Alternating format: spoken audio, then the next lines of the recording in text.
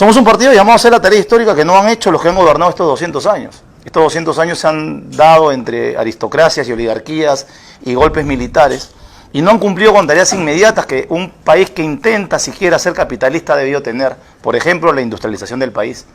Por ejemplo, un mercado interno que proteja al agricultor.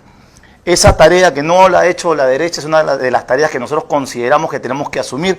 En definitiva, hoy la tarea inmediata de todo el que llegue al gobierno es el tema de la salud. El desastre sanitario tiene nombre y apellido y se llama modelo económico neoliberal, con el envase en que lo quieran poner, sean fujimoristas, sea PPK, sea Ollanta, sea Toledo, sea Vizcarra, sea Merino, sea Sagasti. Es un absoluto desastre lo que hemos vivido en este país. Tenemos 136.000 muertos, si no nos equivocamos en las cifras según nos dice el SINDEF, ¿no? El Sistema Nacional de Defunciones. Es decir, esto ha sido casi el doble de las víctimas que tuvimos en la época del terrorismo, de la guerra interna, del conflicto armado, como le gusten los que están viendo en este momento el debate. Esto no puede suceder porque no le ha pasado ni a los países africanos esta situación. Lo del año pasado tuvimos la gran oportunidad de hacer alianzas estratégicas, que es lo que proponemos nosotros para salir del tema de la pandemia. No se quiso recibir la vacuna rusa por anteojeras ideológicas, porque la derecha de este país es tan atrasada que siguen creyendo que en Rusia gobierna el Partido Comunista, pues, ¿no? O gobierna el camarada de Stalin, y no entienden que hay un país que es nacionalista, que tiene una economía diversificada, pero que en materia de salud lleva muy por delante en materia de investigación al mejor laboratorio del mundo. Hemos perdido la oportunidad de tener la vacuna Sputnik en este país, que que el embajador ruso se la propuso al señor Martín Vizcarra y no la quiso aceptar. Como resultado hemos tenido meses sin tener vacuna y hoy no tenemos la capacidad de enfrentar. Ni siquiera estábamos en la cola, que es lo más triste. El grupo terrorista Sendero Luminoso sigue una ideología que es marxismo, leninismo, pensamiento Gonzalo. Entonces les pido por favor que expliquen eso, que los diferencia, seguro, hay notables diferencias con un partido político que en principio es demócrata porque están inscritos en el Jurado Nacional de Elecciones, están participando en unas elecciones generales. Entonces les pido por favor expliquen eso para que quede claro también cuál es la diferencia en lo que es marxismo, leninismo y de este grupo criminal que añade el pensamiento Gonzalo, ¿no? Entonces les cedo el uso de la palabra porque creo que es importante aclarar eso. Es sencillo de explicar, ¿no? Es como decir que el Ku Klux Klan es igual que la Madre Teresa de Calcuta, más o menos, ¿no? Porque los dos usan una cruz y porque los dos se dicen cristianos, ¿no? No va a ser lo mismo pues ese grupo evangélico que se dedica a llevar la palabra a los pueblos humildes del país que los pastores sacaplata que también existen en la... Cada uno es lo que realmente hace y no lo que dice. Y es penoso, ¿no? Porque es una de las demostraciones más grandes de que no hemos aprendido nada en 20 años, que cuando inmediatamente uno dice que es socialista o sigue el pensamiento seguramente de ideólogos que no han leído, ¿no? Si hoy existe democracia en este país es porque en los años 90, mientras algunos estaban de la mano con Vladimiro Montesinos y Alberto Fujimori, había una juventud donde estábamos nosotros que luchaba por la democracia. Los que estábamos jodidos en el país, luchamos por recuperar nuestra patria. Mientras los ricos hacían pachangas en las partes. Ese es pues, el motor de la historia.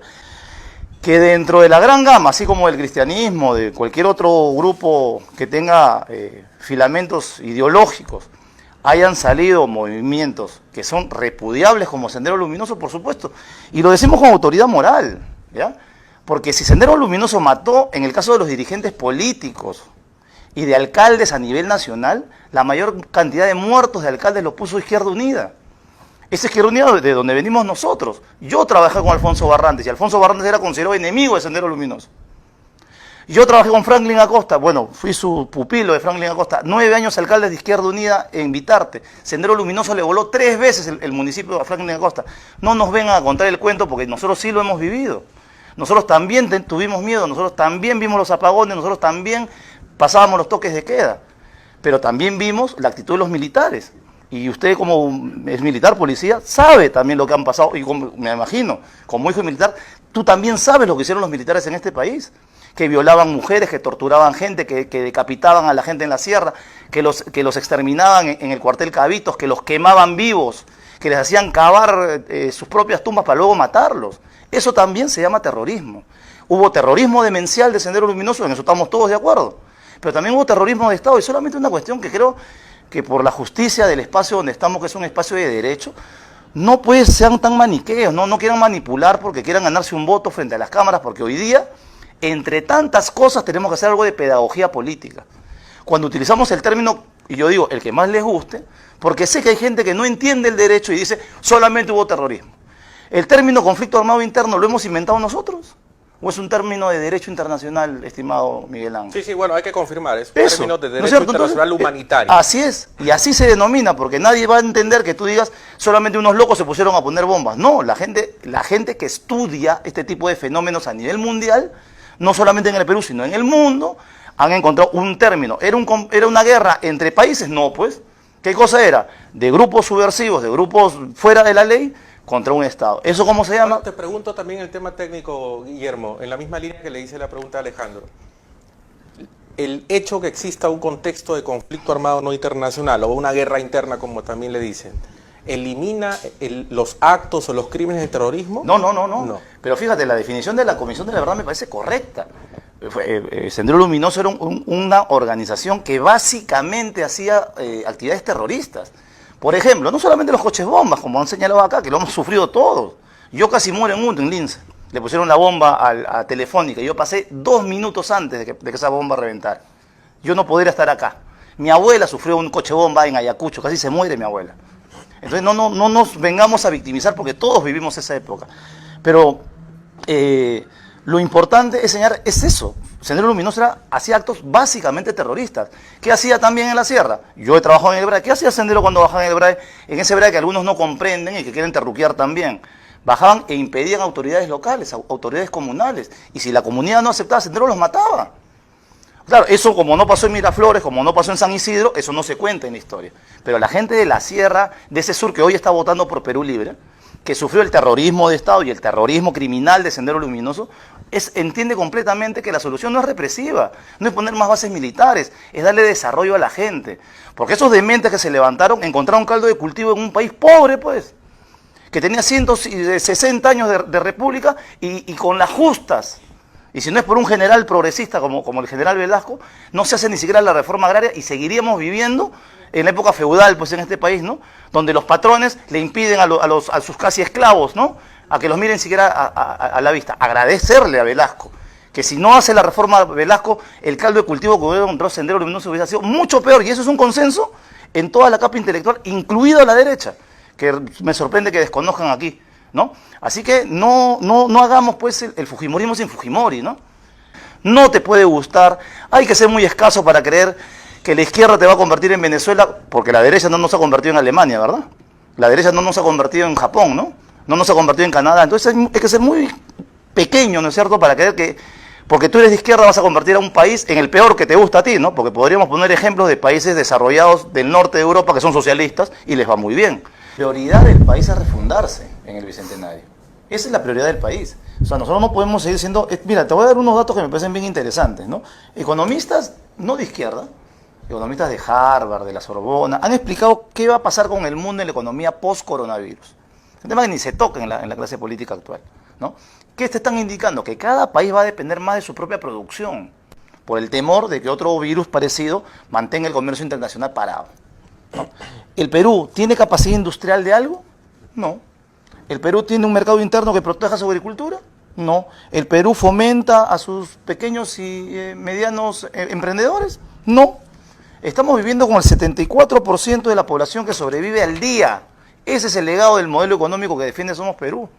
Tenemos, antes de la pandemia, antes de perder este año escolar, antes de perderlo, teníamos 1.400.000 niños que no iban al colegio. 1,5 millones de jóvenes que no trabajan ni estudian, porque no hay fábricas, pues, porque no hay industria, porque acá se sigue haciendo la minería del siglo XIX, ni siquiera del siglo XX. Seguimos partiendo cerros, haciendo tajo abierto, sacando el mineral, subiéndolo a camiones, tirarlo para la costa y llevárselo para otro país. ¿Cuándo vamos a ver el valor agregado de todo esto? ¿Cuándo? Si siguen existiendo bancadas que, a pesar de lo que bajo la premisa suya de entender las cosas, no entienden ni esto que lo estamos viendo en la calle todos los días. Tenemos 200 conflictos sociales, 200. ¿Eso es normal en un país? ¿Tú conoces algún país que tenga 200 conflictos sociales solamente en el Perú y que se resuelven a sangre y fuego? La Asamblea Constituyente es por el entendimiento de la urgencia de todo esto que nos explota en la cara. Creemos nosotros que la democratización real de un país no son en función a cúpulas partidarias ni intereses de pequeños grupos, porque vamos a ser sinceros, pues hermano, y lo hacemos autocríticamente nosotros también, los partidos políticos no representan a la mayoría del país, pues. Entonces tenemos que devolverle el poder al soberano, permitir que las comunidades campesinas, los pueblos originarios, los sindicatos de maestros, los sindicatos de trabajadores, estén en la Asamblea Constituyente con su propia voz y digan qué cosa es lo que quieren, pues, que se acaben los intérpretes, como muchas veces quieren ser la mayoría de los políticos. Yo quiero decir algunas cosas fundamentales, ¿no? Nosotros apostamos por la industria. ¿Para qué queremos recuperar los recursos naturales? Para industrializarlos, pues, porque con eso generas trabajo, con eso generas riqueza. ¿Para qué queremos Asamblea Constituyente? Para hacer la segunda reforma agraria, para proteger nuestro mercado interno. ¿Cómo es posible, Miguel Ángel, explícame tú, que por estos benditos tratados de libre comercio nosotros exportamos alcachofas y espárragos? ¿Alguien aquí ha comido alcachofa y espárrago el último mes siquiera? O sea, por exportar cosas que no consumimos y que igualmente nos lo comprarían, porque bendita sea la tierra peruana, da para este tipo de cosas, nosotros permitimos que el arroz venga del extranjero, la papa venga del extranjero, el trigo venga del extranjero, 3 cosas fundamentales en la alimentación peruana. Y no apoyamos a nuestros agricultores. Mientras, por ejemplo, y no son países comunistas, ¿no? En Europa y en Estados Unidos fundamentalmente, se le da 300.000 millones de dólares en subsidios a los agricultores. Acá no le damos ni una pala. Entonces nosotros sí queremos una ley de consulta previa, pero de la mano no estamos en contra de la minería. Nosotros hemos dicho, bienvenida a la inversión extranjera, con cualquier bandera, pero que respete el medio ambiente, que pague lo correcto al trabajador y que industrialice la materia prima. Y que obviamente, como hemos dicho nosotros y como ha salido en el manifiesto de Cajamarca, leído ayer por el futuro presidente Pedro Castillo, a partir de ahora el 70% de las ganancias se queden para los peruanos. Ese es nuestro cambio concreto para el país a través de una Asamblea Constituyente.